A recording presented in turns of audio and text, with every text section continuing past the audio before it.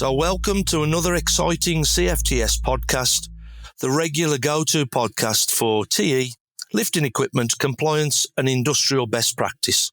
Hello, I'm Simon Gribble, and today we have a very important subject to talk about, what to do when we get a Regulation 10 defect, which is basically any serious defect found to a piece of equipment. What do we do? What's the procedure? What do we do with the actual reporting as such? So today I have with me Matthew Kennedy and Adrian White.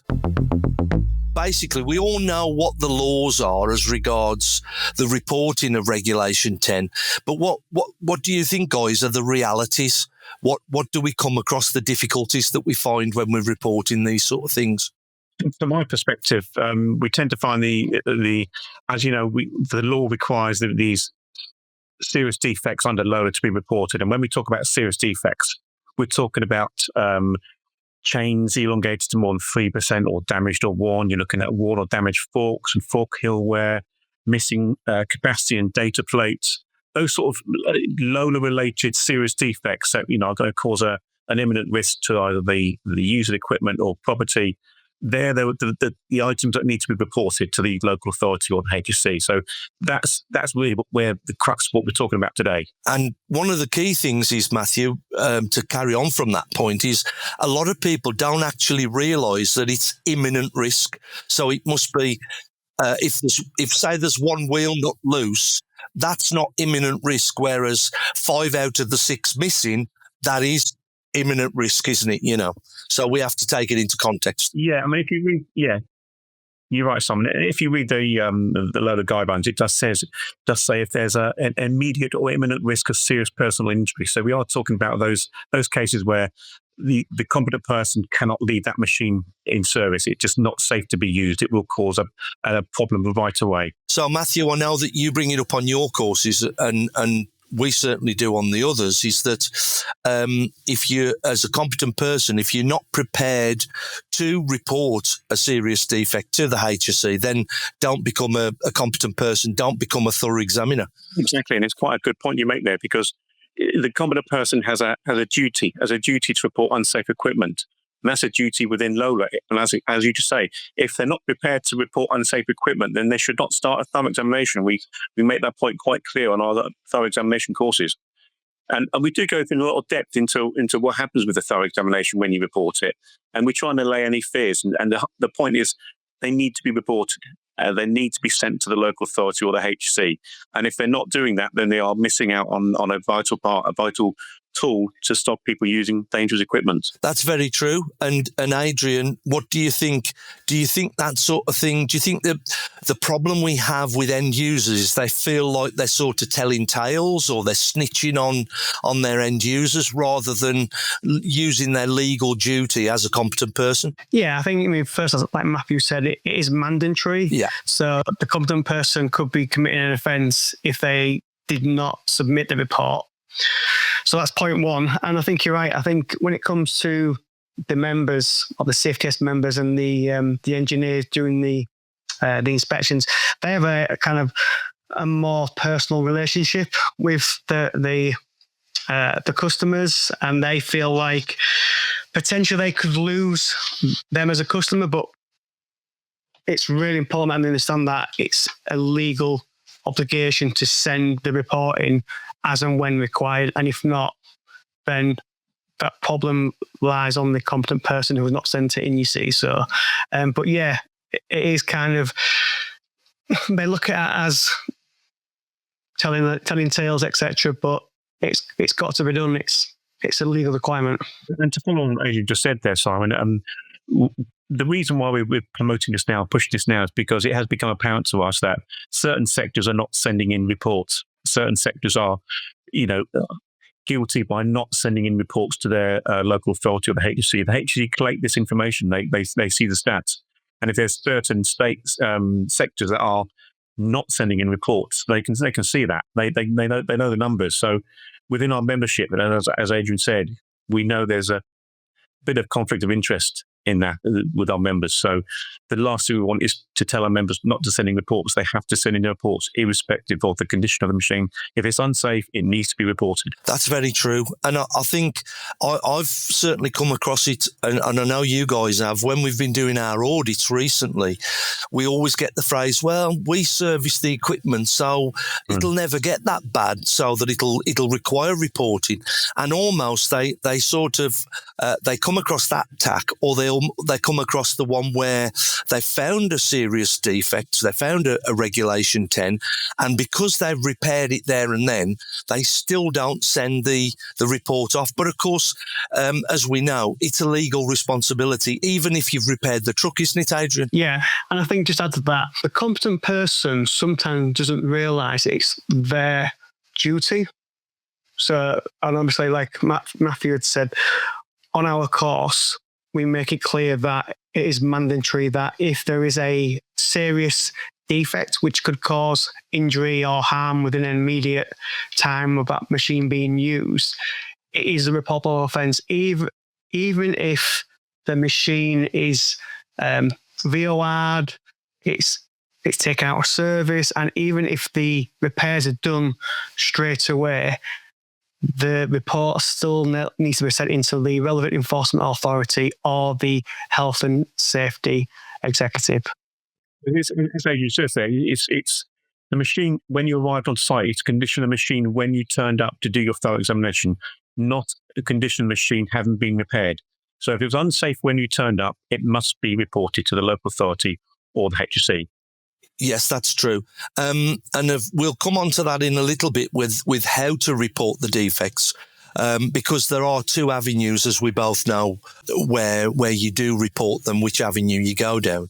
One of the things I sort of wanted to come across was that even though we should report, and we do report, it's sort of regulation 10 of Lola, but I wanted to pick up on the fact that it's imminent risk from any part of the piece of equipment.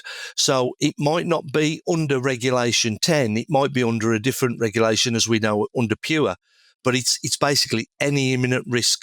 So obviously Lola just covers things like the lifting equipment, but we have to cover things like brakes, steering, controls of the vehicle, etc. So would you agree, guys, that if we did come across something like that, we would still want to report it as well? We tend to make that advice to our engineers that, yes, technically we're talking about Lola here, so we are talking about lifting, parts of the lifting of the truck. But you're right, your competent person, they should work without a fear of favour. So if they do come across another defect, these are either one, the steering, the brakes, or the tyres, and if they think that is going to seriously injure somebody or property, then they still have to report it. So the HSE are happy to receive reports, even if they're not directly Lola related. Yeah, and I think in terms of when the CFTS members do a thorough examination under the CFTS scheme, they're inspecting the machine under Lola, so the lifting side of the machine, but also under Pure, so the non-lifting safety side. So basically the entirety of the machine. So what you may find, or what we do see, sorry, my apologies, in the field is that if you have a third party or non-CFTS member doing a Lola only inspection, they'll go to site and they'll just inspect the lifting side of the equipment and maybe miss the tyres or the brakes because it doesn't come under their scheme. So the benefit of having a CFTS thorough examination done by a competent person trained is that they inspect the entirety of the machine. So yes, in terms of maybe if the brakes are not working, typically that doesn't come under Lola, but I would still expect the competent person to send it because he's got a duty of care. And like Matthew said, he's inspecting that machine on that time. If it's not safe to use, doesn't matter if it's under Lola and Pure, he's picked it up, they picked it up. And if it's a major defect, which could cause injury or harm within a reasonable short period of time of that machine being used, then the report must be sent into the relevant enforcement authority. You're right, Adrian. And the important thing to remember is CFTS members, they're time-served competent persons. and they do their thorough examination under both Lola and Pure. So the machine is deemed as either safe to lift and drive or not safe to lift and drive.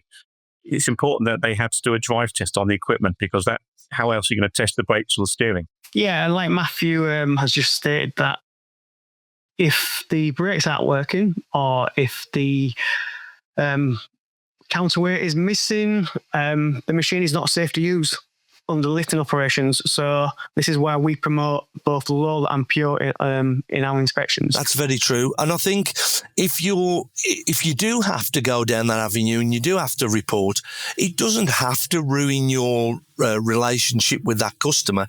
Ultimately, the customer wants to be safe, doesn't he? So all you're doing basically is just making and ensuring that the truck is safe to use and that nobody's going to be harmed after the thorough examination is carried out. Yeah, and all of the CFTS and competent persons who come on the course are taught that their role is to work without fear or favour, impartial and to a certain standard. So when they go and do a thorough examination, they go with an open mind. So it's a new day, it's a new inspection. By doing that, then they can basically give a picture of the machine's condition to the duty holder or the customer, and then that allows the customer to make the decision on the work getting done or not, essentially. That said, even if the work does get done or doesn't get done, the report still needs to be sent in. And speaking to our members, you mentioned about when we audit our members, Simon, it's interesting when we do go and visit our members for auditing purposes, they quite often say, well, we service the machines as well. We're the maintenance people for those machines. So it's unlikely to get to that point where the chains are worn or forks are worn. So we're servicing the machines regularly. We're carrying out regular inspections and measuring the chains and the forks. So they're unlikely to get to that level of reporting in the first place. So yes, when we mentioned the HSE are saying some sectors aren't sending in reports, I would probably argue that because those members are doing their servicing and maintenance to a high standard, and it doesn't get to the point where it becomes dangerous. So benefits of having a CFTS accredited thorough examiner is you're more likely to have a time-served competent person doing the servicing as well. Yes, I agree.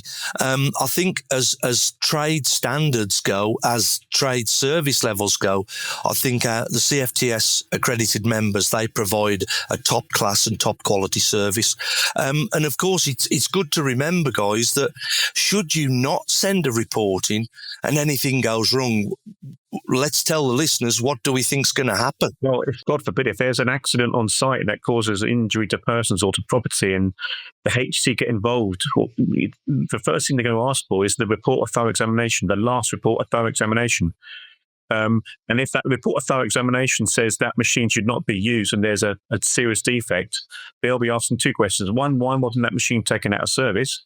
And two, why did we not get a copy of this? Yeah. Like Matthew said, even if the work's going to get done, it still needs to be sent into the relevant enforcement authority. And typically, they'll do one of two or three things.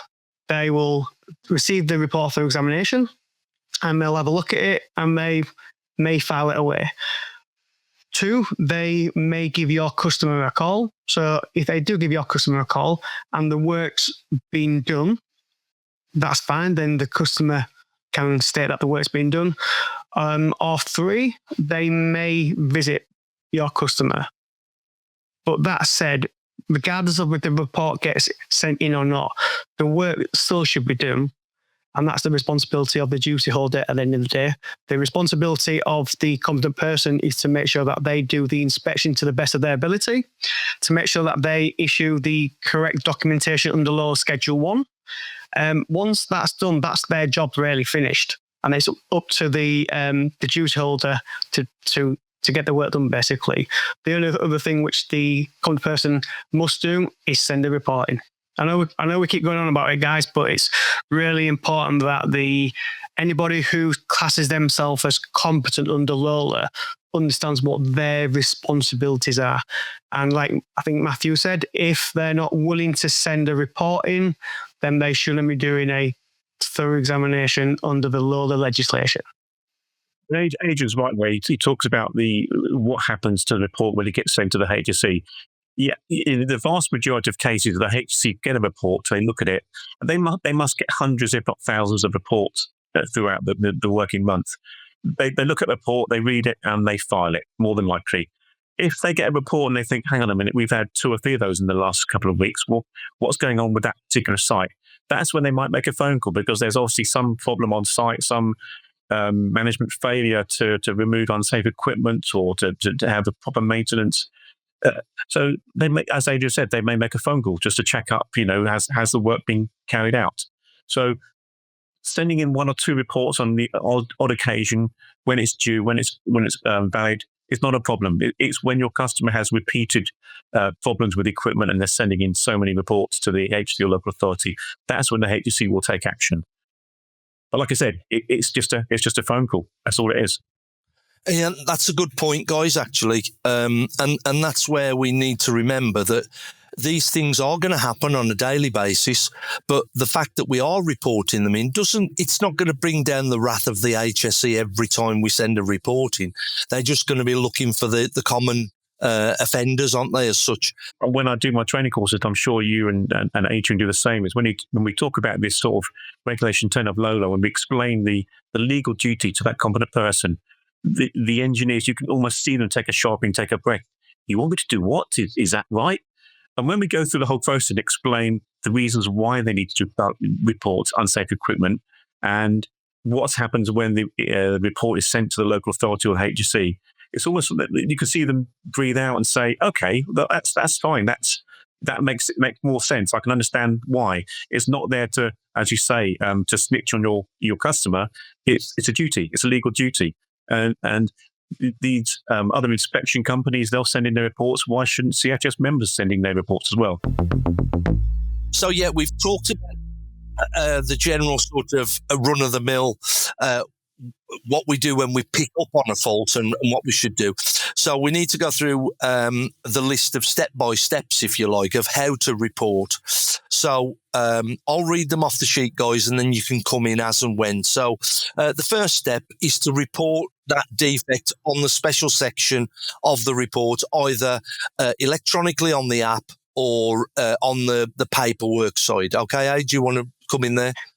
Yeah, so like we've been talking about, it's really important that the competent person does the inspection to the best of their abilities and they issue the correct documentation under LOLA Schedule 1, which keeps their customer compliant. Yes, of course. But it's really, really important that they note down defects, whether that's a small defect or a major defect, because those small defects eventually do lead to a potential major defect. So it's really important that they note down any problems or issues with that machine on the correct documentation and then to give that to the customer to decide if to get the work done. What we don't want is that if a competent person thinks that part of the machine, I don't know, a bolt has come loose, and every time they go to that machine, they tighten that bolt up as a matter of course. That's fine in terms of making that machine safe to use, but there's no proof and there's no evidence and there's nothing to say that that's been done, because that could be a potential problem or issue on site with the machine or the actual site conditions.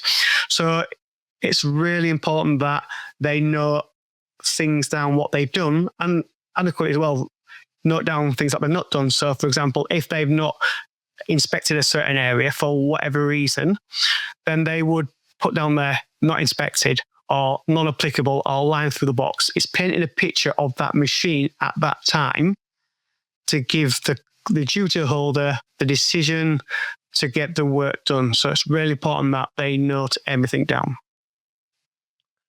Very true, very true. Anything to add, Matt?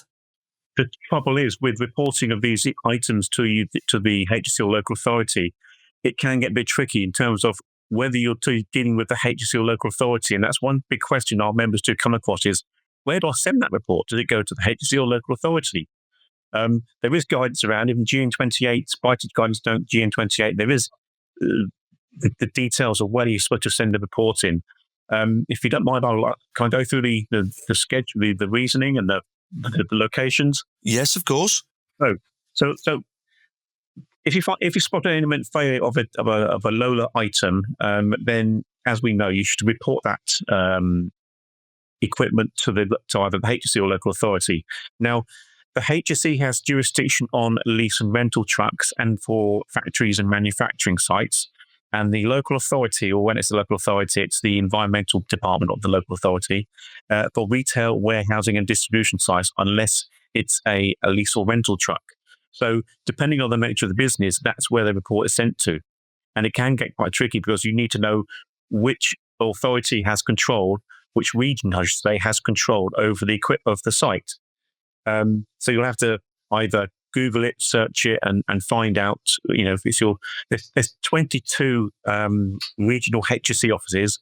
There's over 400 local authorities around the country. So really, it can become a bit of a minefield. And I imagine that's one of the reasons why these reports aren't being sent in as much as they should be. Yes, I think that's very true, Matt. And I think we all three of us at some point or other have spoken to HSE, and I think their general sort of synopsis is basically, if in doubt, send it to HSE.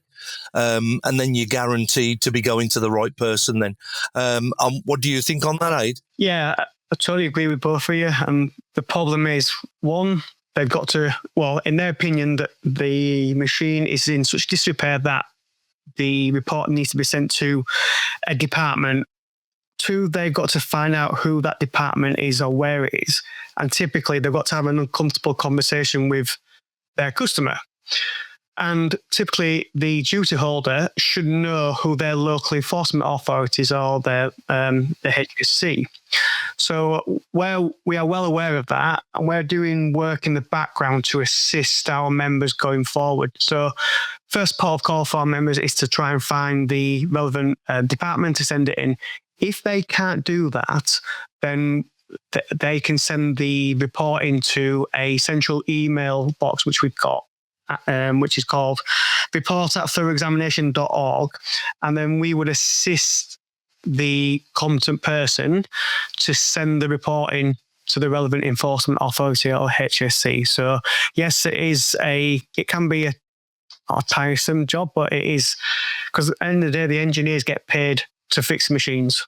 Okay. But what the engineer can't do is pass it on to somebody else and then leave it.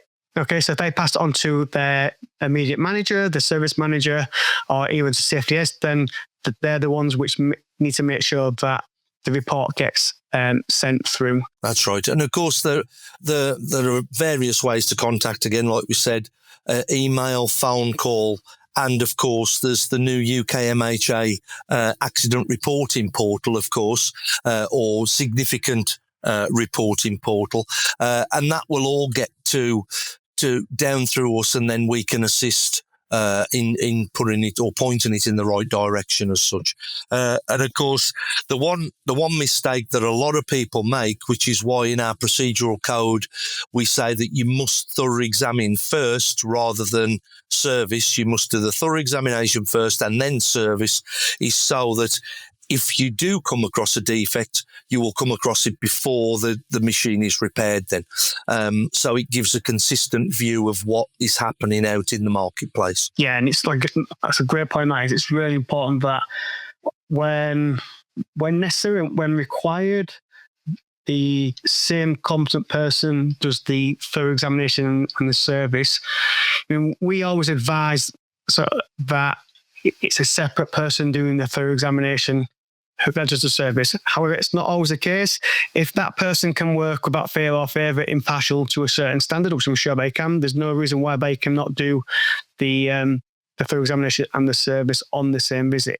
But if that's the case, then the thorough examination must be done first, noted any defects down, then the service, okay? And then the competent person can rectify the defects after the service or the thorough examination on the same visit, as long as there's proof that the work's been done. That's really important, that if there is a defect, it's been rectified, it's not good enough for somebody just to go and tighten a bolt up. It must be written in black and white that that machine is being rectified and it's safe to use. Yes, of course. And as you were saying there, Simon, is a question I get asked all the time, is can the competent person do both tasks? Can a competent person be both a thorough examination engineer and a service engineer on the same visit? Lola allows you to do that. Lola says it does not forbid the competent person from doing both tasks where the risk is quite low. Absolutely fine. Most of our members, a majority of our members do both tasks, but they make sure their engineer, as we said, can work without fear of failure and can be suitably independent. So yes, the competent person can do both tasks. Yep. And if the engineer is working without fear or favour and impartial to a certain standard, then when required, if the report needs to be sent in, it must get sent in. Yes, absolutely. That's very true, guys. And of course, we understand what happens in reality. Yes, our members cover the whole of the British Isles, which is a vast-sized area. And if you're going to say you're based in, I don't know, say you're based in Carlisle and you're sending a guy up to Aberdeen and he's got to do a service or a thorough examination or maybe even both, commercially, you just wouldn't make it cost effective to go there and then go back a week later and do a different task. So, like you said rightly so, Matthew, that thorough examination and service is allowed by Lola. That's not a problem. It's allowed to be done by the same person, but you must, and this is critical under our procedural code, you must do the thorough examination first and then the service. And of course, report down any defects, including any regulation 10s, not just tell the end user. You must report it to the local HSE as well. Yeah, it's not just under our quality assurance procedural code. It's a requirement under Lola as well. Yeah, so of course. It just states that if the service and the thorough examination is going to be done on the same visit, then thorough examination must be done first. Yes, of course. And quite neatly, guys, that brings us on to, at the moment, most people have been using paperwork with us. Some of the CFTS members do use electronic, but it doesn't sort of make the regulation 10 an easy task in any circumstances. But there's something coming along very shortly, Matthew, that it certainly will help our members, and that's the CFTS app. Which, of course, we know is going to launch at IMEX in September. And perhaps you could tell us a little bit about the reporting procedure, the algorithm that runs in the background there to help us. Yeah, and it's interesting you say it may help our members.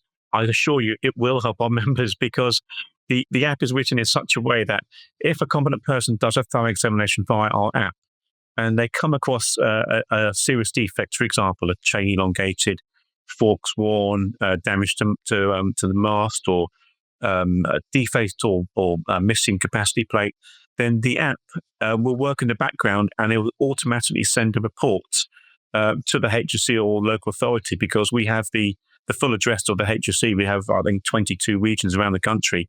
So we know which HSE office is in control of which region. So if the competent person spots that defect, then the app will automatically send a copy of the report to the local authority or the HSE. It takes away that grey area or that conflict of interest or that concern about snitching. Yes, of course. And I think it's good to know that it's just not a tick box exercise, because of the way that the algorithm runs in the background. It'll give the competent persons the confidence to know that they've got this support in the background from the app. And I think it'll revolutionise certainly CFTS membership, if not the industry. It's the way to go. Let's face it, and it's been long overdue, and now we're all excited that it's coming along. Yeah, we talk about that during our training courses, and I explain the reasoning behind the app automatically sending the reports in. And the vast majority of engineers are very happy that at the end of the day, if that's their duty, they have to do it. And if the app's doing it in the background for them, then they're all happy to do it, because it takes away the cumbersome nature of sending the report and finding the local authority and finding out where to send it. Because a lot of times, competent people are saying that, the local authority, trying to find your environmental health department of the local authority is almost impossible. It takes time, it takes effort. So if you've got something in the background that does it automatically for you, then absolutely. So, lads, just a quick recap to cover what's required Regulation 10. One, it's our legal duty under Lola. Competent persons, it's not a what if, it's a must report serious defects on pieces of equipment. We know who we've got to report it to, which is the local HSE and or the LEAs, the local enforcement authorities. But guys, if in doubt, send it to the HSE and they will deal with it from there. Any other thoughts, guys, that you can think of? For me, it's just reassurance to the competent person that they have that duty. You have to have that duty. And as we say, if you're not prepared to send in reports to report unsafe equipment, don't start your thorough examinations. That's the whole point, really, is to report unsafe equipment. Where all ex-engineers or forklift truck fitters, and we're well aware of the requirements. If the competent person is in a situation where he doesn't know, he's got nowhere to turn to, maybe, or he's stuck between a rock and a hard place, he's got his maybe what his immediate manager is saying, but he can't send it in, then, or for whatever reason, then give us a call. Give us a call, because then we're there. This is part of our role and our daily activities is to support the competent persons in the field. So if there's any problems, any concerns, give myself, Matthew, or Simon a call. You should have our mobile numbers, or call the office and they'll put you through to us. But we're there to support the engineers going forward, and especially when there's the possibility of sending the report in. Adrian, can you just, if we have got competent persons out in the field that are unsure of the procedure and unsure of the help, can you just go over that email address again that they can send the report into? If the competent person is in the situation where he's at the point where they've got to send the report in, then if they can't find the relevant enforcement authority or the HSC department, then they can send the report into our central email mailbox, which is reports@thoroughexamination.org, and then we will assist the guys and girls going forward. But even said that, if they need any help or advice, got any questions or queries, we're all at hand to support the guys in the field. So yeah, brilliant. Matthew, anything to add? Yeah, I'd like to add to that. We're trying here to encourage not only CFTS members, but anyone involved in thorough examinations, anyone carrying out thorough examinations, to act with confidence. And we're not here to say it's a box-ticking exercise. We're here just to, tell you to do this because it's right. We're saying this to help protect lives. We want to stop the accidents from becoming a problem. So at the end of the day, your duty is to ensure that unsafe equipment is taken out of service. We know that it's the duty of the user of the equipment to take the machine out of service. But if you're reporting unsafe equipment and there's a history on that site of poor practices, then by reporting these dangerous occurrences, then you're hopefully protecting operators and other work people in the environment. So, yeah, please report. Don't lie about it. Please report. Yes, I think that's a good thing to add from both of you there, guys. Thanks. Ultimately, we've all spent a whole career as engineers, and I couldn't live with myself if I'd caused something or I'd missed something and then somebody got hurt. And I think as far as the sort of looking at our membership and our competent persons, engineers all over the country feel exactly the same way. So for me, it's like you said, to be that competent person, you have a conscience and you want to be seen to be doing the right thing. Simple as that. Just want to add on really finally that the way I describe it to the engineers when I run my training course, it is, as a competent person, if you're unsure, think that your son or your brother or your father is driving that truck. Do you want them to drive that truck knowing full well it's unsafe? Your duty is to the operator of that machine, not your line manager or the person who controls the machine. It's the person driving that machine. If it's unsafe, they need to be aware of it, need to get off that machine. That's very true. Well, guys, thanks very much for your input today. It's important to get that point across, and I think you've done that very well. So we're going to wrap things up there. So thanks very much, guys. Yeah, cheers, guys.